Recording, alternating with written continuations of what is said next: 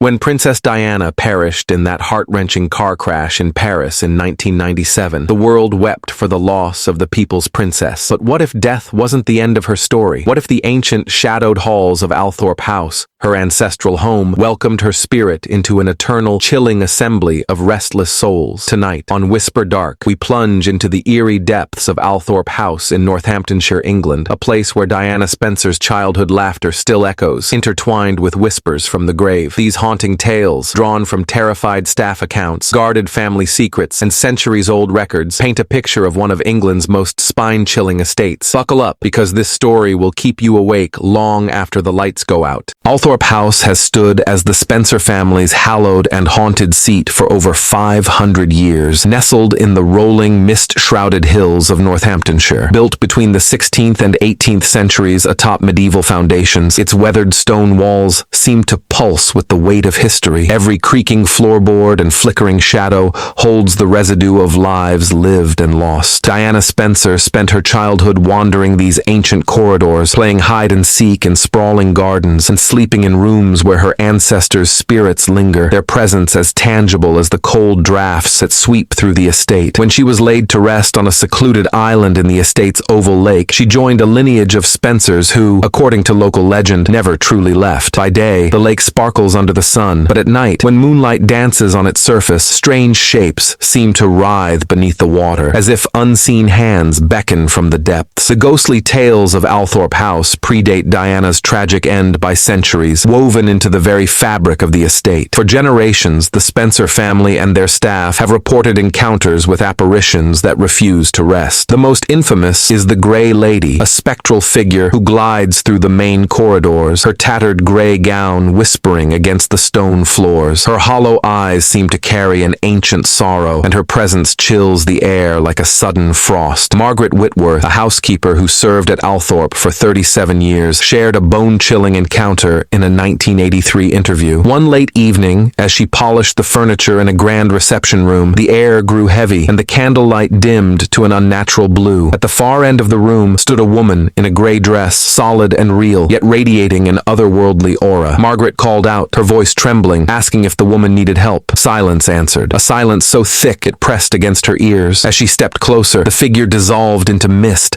leaving behind only a lingering cold and a faint, anguished cry that seemed to echo from nowhere. Margaret swore she never entered that room alone again. The main corridors of Althorp House are a hotspot for paranormal activity, their walls lined with ancient portraits whose eyes seem to follow you. Staff often report hearing footsteps echoing through these passages when the house is empty, the sound deliberate and measured, as if someone from another time strolls through their former home. The steps never rush, carrying a calm yet unsettling purpose that makes your heart race. James Fletcher, the estate's groundskeeper from 1975 to 2005, experienced something truly terrifying in the main hall during the winter of 1991. While conducting his nightly security rounds, he heard a woman's soft, heartbroken sobbing, the sound weaving through the air like a ghostly melody. He followed it to the entrance hall, where the space was pitch black and empty, yet the crying persisted, surrounding him from all directions. The air grew so cold it stung his skin,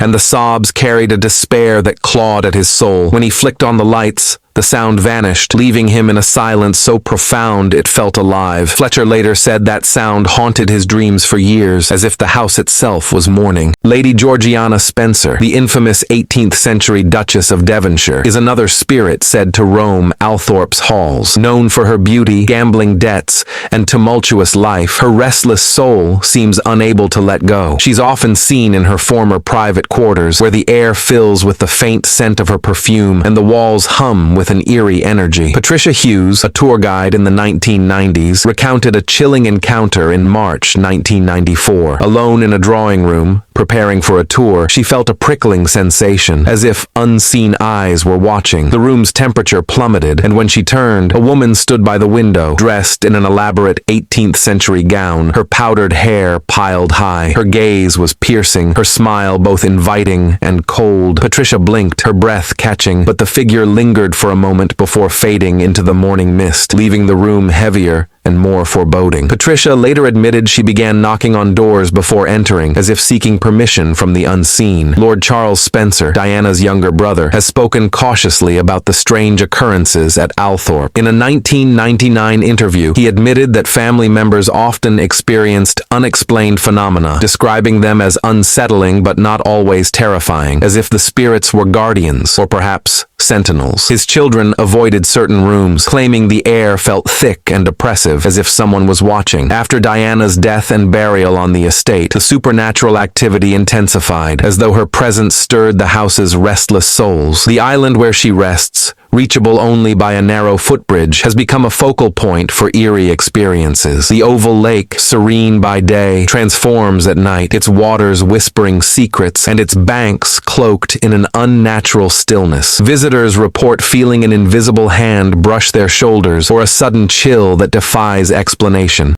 Thomas Brennan, a gardener from 1995 to 2010, described multiple encounters near Diana's burial site. During early morning rounds, he often saw a figure in white, standing silently by the lake's edge, her form glowing faintly under the dawn's light. As he approached, she vanished, leaving only ripples on the water and a protective yet haunting presence. Brennan said these sightings brought peace, but also a shiver, as if death itself was reminding him of its power. He began whispering prayers before nearing the island, a ritual to honor the unseen. At the memorial temple across from the burial island, visitors report overwhelming feelings of comfort, as if Diana's spirit lingers to offer solace. Some catch the faint scent of her favorite perfume, first by Van Cleef and Arpels, drifting through the air when no one nearby wears it. A Scottish family visiting in 2003 claimed they saw a woman in white near the temple at sunset, gazing across the lake toward the island. Her form lingered for nearly 5 minutes, her sad smile piercing their hearts before she faded away. Inside Althorp House, Diana's spirit is said to haunt the rooms of her childhood, her presence distinct from the older ghosts. While the Grey Lady feels like a distant echo, Diana's spirit is immediate, almost alive. Carol Preston, a cleaner from 1998 to 2008, saw her in a favorite bedroom where the air was thick with memories. Dusting the furniture, Carol felt a presence behind her. Turning, she saw a young woman with blonde hair in a simple white dress, smiling warmly before dissolving. The encounter left Carol comforted but shaken, as if Diana was thanking her for tending to her home. Visitors to this room often report a heavy mix of sadness and peace, sensing someone sitting on the bed or gazing out at the gardens where Diana once played. The room feels alive with her joy and sorrow, its walls holding centuries of emotion.